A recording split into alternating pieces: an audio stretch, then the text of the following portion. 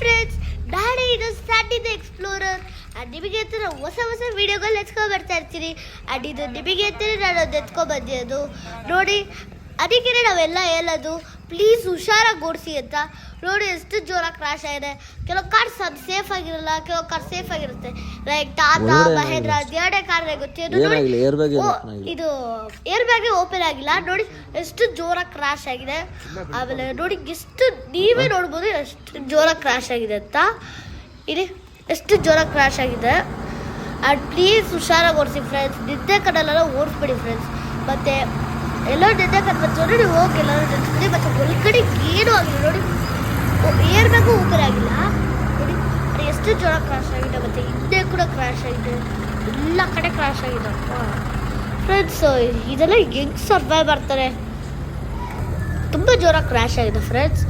And so sad. And ನೋಡಿ ಇದೇ ಟ್ರಕ್ಕೆ ಗುದ್ದಿಬಿಟ್ಟು ನಿಲ್ಲಿಸಿದೆ. ಸೊ ನೆಕ್ಸ್ಟ್ ಟೈಮ್ ನಾಳೆ ಬಾಯ್.